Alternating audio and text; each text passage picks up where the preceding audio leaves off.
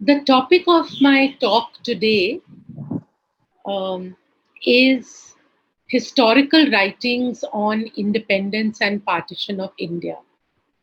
As you all know, we are today just on the threshold of observing the 75th year of our freedom.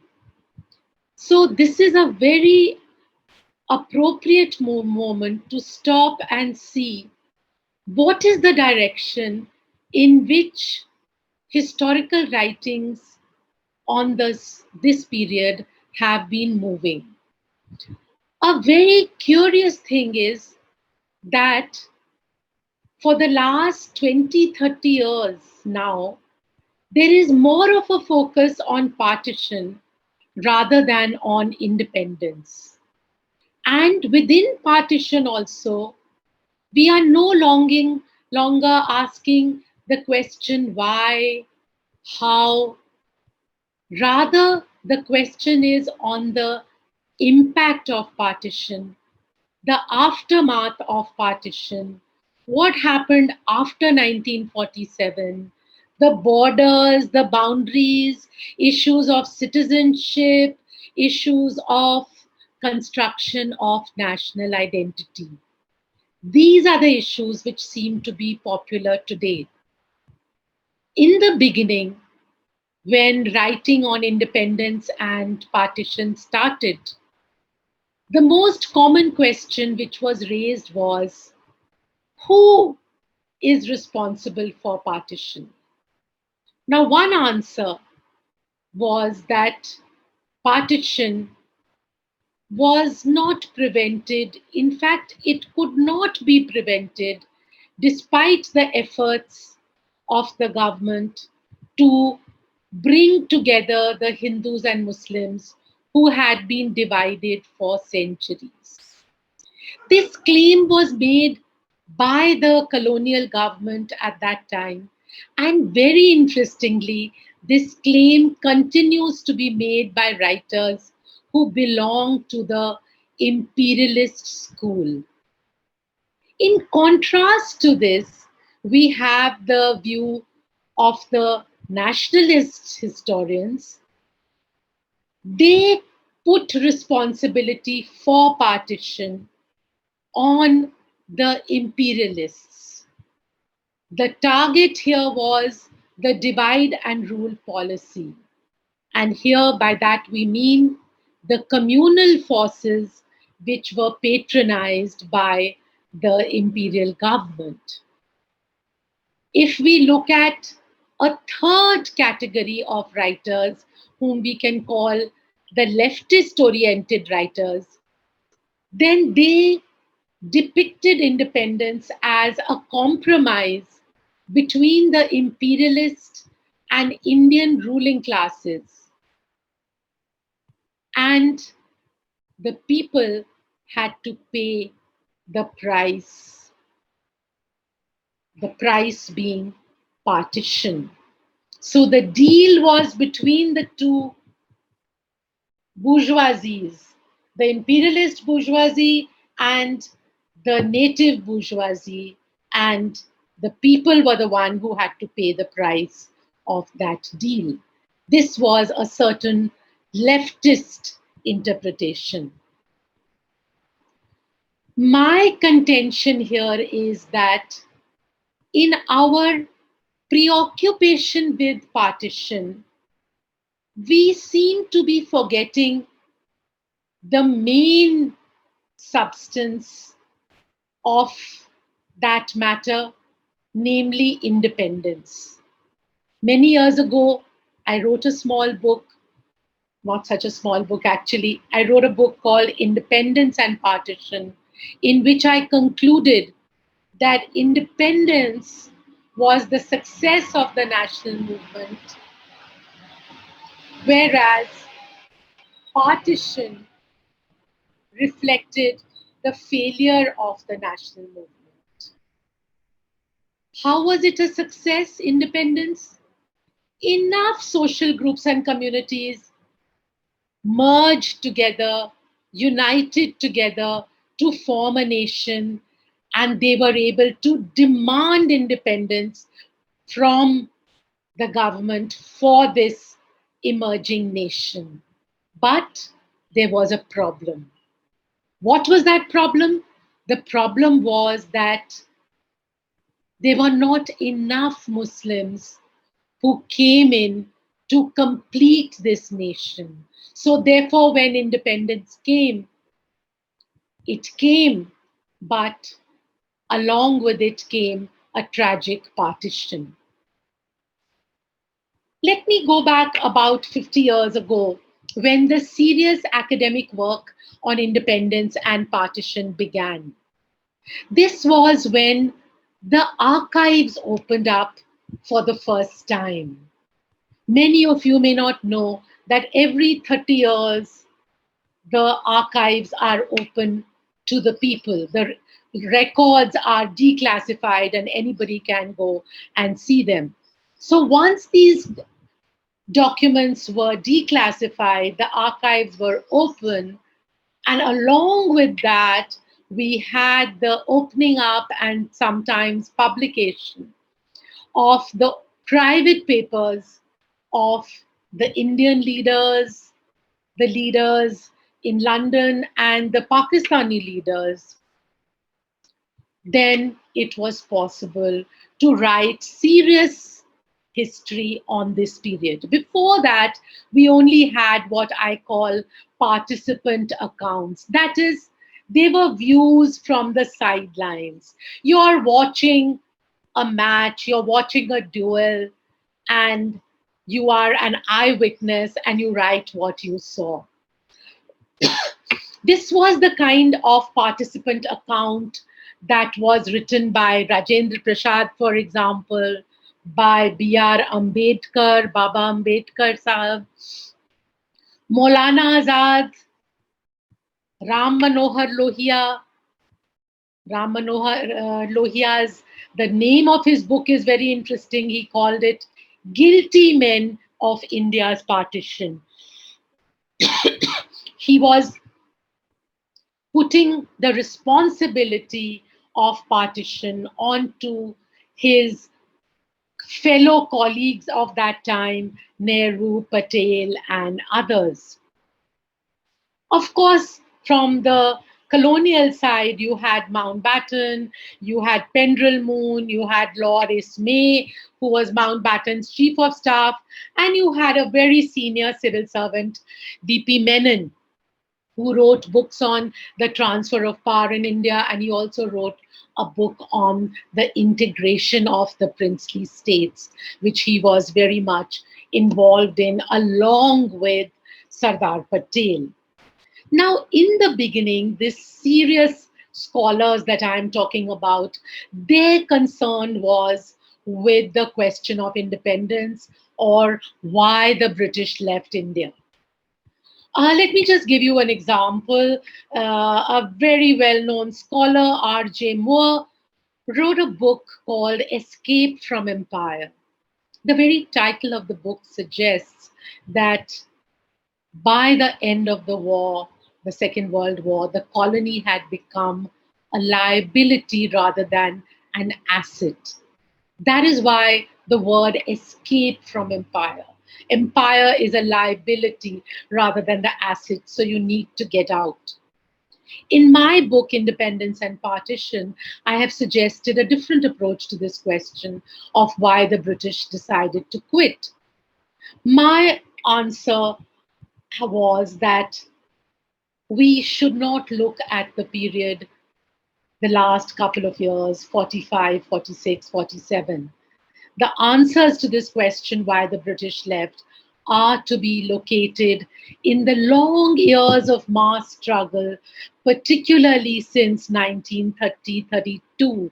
And by 1945, the only issue was who is power to be transferred to and how is it to be transferred? What are the modalities? The basic question of withdrawal for India has already been accepted by the British government. Now, if R.J. Moore was looking at independence, then Anita Inder Singh in a very interesting book called The Origins of the Partition of India. She took up the last decade, 37 to 1947, and she made a couple of very important points. The first important point was that um, in 1937, she contradicted the popular myth put forward by uh, Professor Mushirul Hassan, among others, that if the Congress had gone in for a coalition government with the Muslim League in the United Provinces, that is present day Uttar Pradesh, then perhaps partition could have been prevented. Anita Singh also made a second important point. She said that the Lahore Resolution of March 1940, you remember this Lahore Resolution? That was where the demand for a homeland for Indian Muslims was raised. A demand for Pakistan was raised. And she was very clear on the fact that the Lahore Resolution said that Pakistan would be a sovereign state. Why is this important? This is important because Ayesha Jalal, who wrote a book called The Sole Spokesman on Jinnah, a book which became quite famous, and we will come to it in a minute. Jalal's whole argument was that the Lahore Resolution was ambiguous on self-sovereignty. That the Muslim League was only talking about um, some states in the northwest and northeast of India. It did not talk about one Pakistan. And Ayesha Jalal very clearly uh, contradicts Ayesha Jalal on this. Ayesha Jalal, some of you might remember, had made this uh, contention that Jinnah's demand for Pakistan was not really a serious demand. He only meant it as a bargaining counter. He only put it forward because he wanted parity for Indian Muslims, but since by raising a demand which was a big demand, he thought he will be able to get a compromise on a small demand. Now, Salil Mishra, in a very important book on the politics of the United Provinces, which he wrote after Anita Inder Singh, um, has shown very well how the coalition in United Provinces, which was supposed to have uh, prevented Pakistan if it had taken off, Salil Mishra shows us that this coalition was a non-starter. And why was this coalition a non-starter? It was a non-starter not because of Nehru, about whom Mushirul Hassan and others, they put the responsibility on Nehru. But Salil Mishra tells us that no, it was Muhammad Ali Jinnah who disapproved of this coalition. Why did he disapprove of this coalition? Because he was worried that the identity of the Muslim League, they were a landlord party, a feudal land representing the land owning interests. Their class interests were very different from the interests of the Congress, which represented the tenants and wanted to push forward tenancy reforms. These interests were very different, and the Muslim League was worried that they would lose their basic identity, जिसे हिंदी में हम पहचान कहते हैं. Now, Ayesha Jalal, in her book, The Sole Spokesman, had made a very dramatic statement. She had said, Jinnah did not want partition, Congress wanted partition. Interestingly, this book came out in 1985. And when the book came out in 1985, this was the high tide of anti-Congressism in India. So anything which criticized the Congress was very welcome among Indian public, among particularly Indian intellectuals. In Pakistan, this book was not welcome, and you can understand why. Because the people of Pakistan obviously did not like the idea that they got a Pakistan which had been pushed for and created by the Congress. Naturally, it takes away their agency. So, what is Jalal's whole point? Jalal's point is Jinnah only wanted Pakistan. He didn't really want Pakistan. It was a bargaining lever, and all he wanted was more power at the center for the Muslims. And it's a big but that she brings in, the Congress refuses to share power.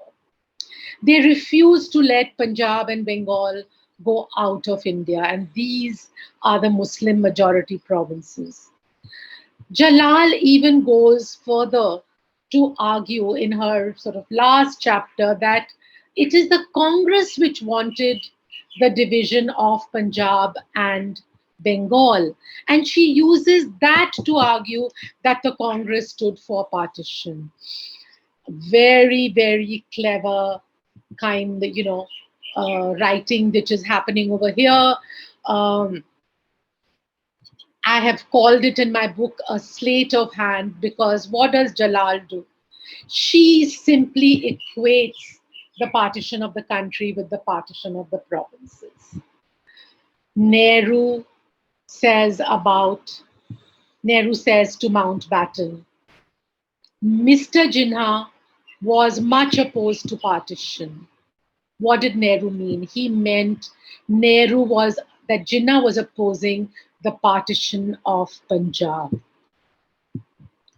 Very conveniently, Aisha Jalal ignores the fact that the reference is to the partition of Punjab and not to the partition of the country. So effectively, what the book does then is it takes away the responsibility for partition from the British rulers and places it effectively at the feet of the Congress. A very clever thing indeed, but clearly untrue. Following Aisha Jalal, we have Joya Chatterjee in her book on the Hindus in Bengal, Bengal Divided, and the second book, The Spoils of Partition. She applies Jalal's thesis to Bengal, and here she brings in the Bhadralok being the middle class, upper caste, middle class, social group in Bengal. And this Bhadralok, according to her, there was always a factional fight between them, and it is the Bengali Hindus, according to her, whether they were with the Congress or with the Hindu Mahasabha, they are the ones who push for partition of Bengal. Now, if we take a look at what really happened at that Congress Working Committee meeting on the 8th of March 1947, that Joya Chatterjee is wrongly interpreting, we will know that Nehru, writing to Gandhi about this meeting, makes it very clear that this is a tactical point that is being made. It's a tactical demand. The Congress is saying, we want the partition of Punjab if there is partition of the country. And as Nehru puts it to Gandhi, he says, we are doing it to bring reality into the picture. It is the only answer to Pakistan as demanded by Jinnah. Right? So the idea was that the Pakistan which will remain with Jinnah, that divided Pakistan, that divided Punjab, very soon Jinnah will realize that it's a Pakistan which is hardly worth having. It's not good enough.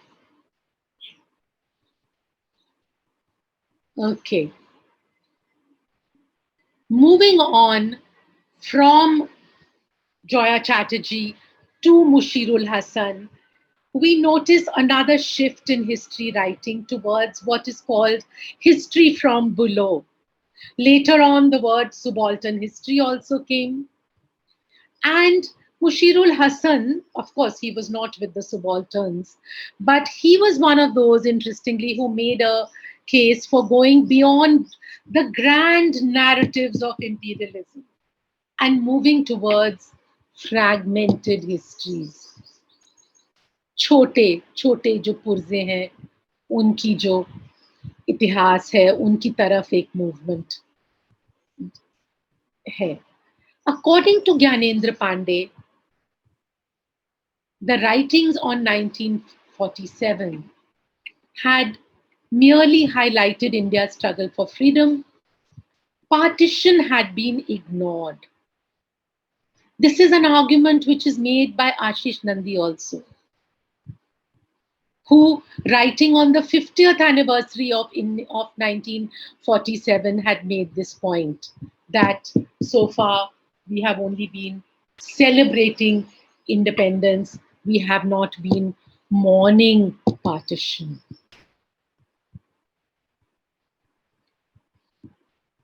In a book called Remembering Partition, Pandey goes a step further and he characterizes the nationalism of Congress leaders as communalism.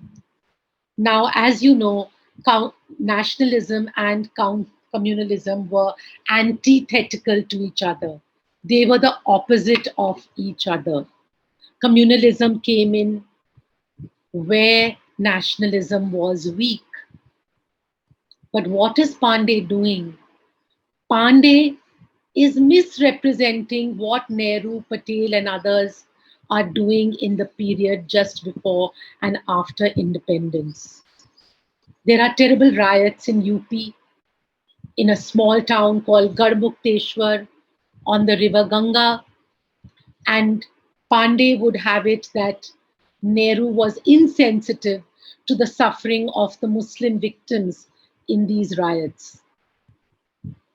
Those of us who have read Nehru or about Nehru know Nehru was famous for jumping into the crowds and stopping mobs from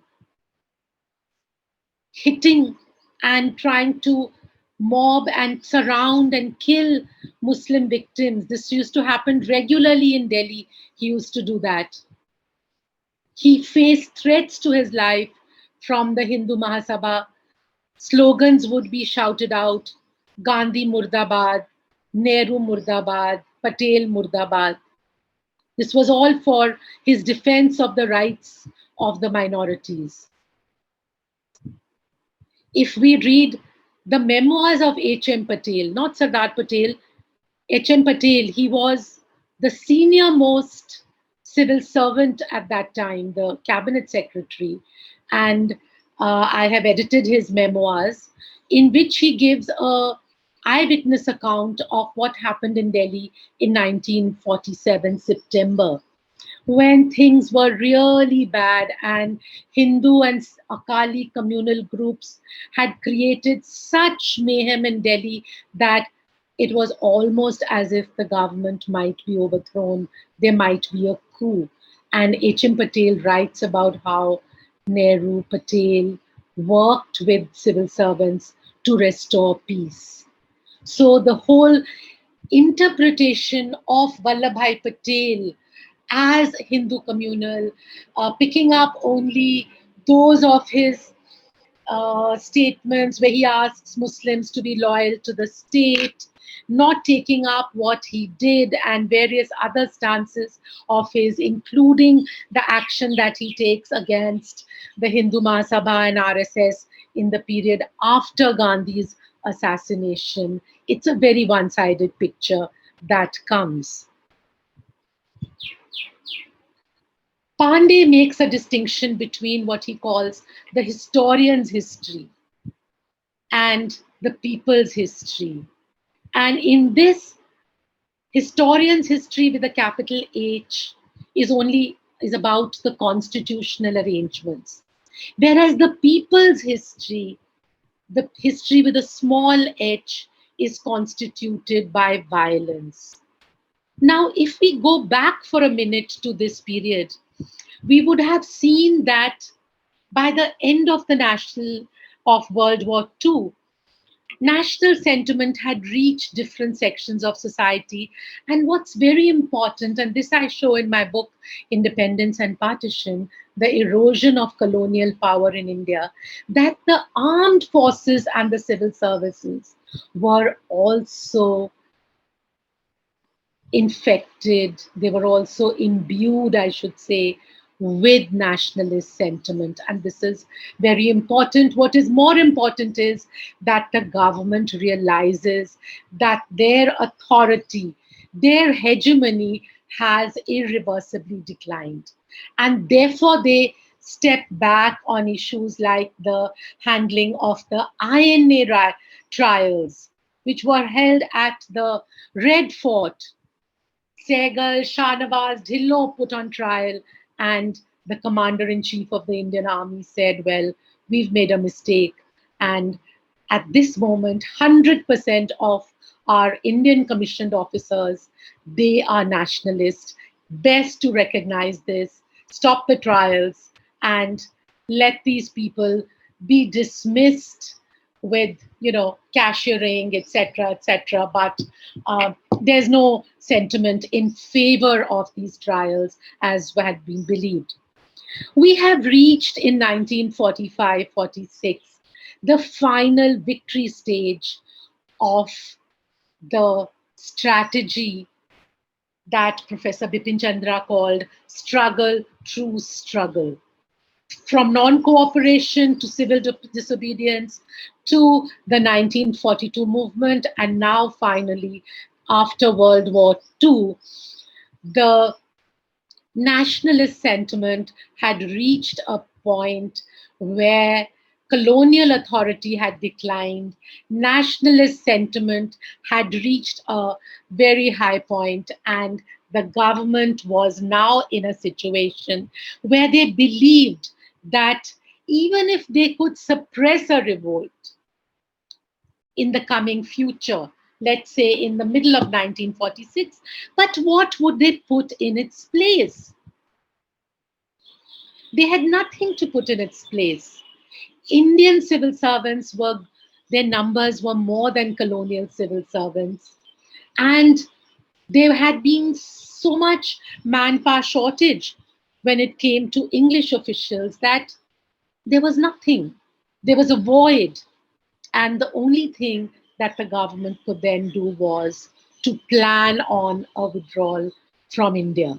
And when they plan on a withdrawal from India, the question is, how do you withdraw?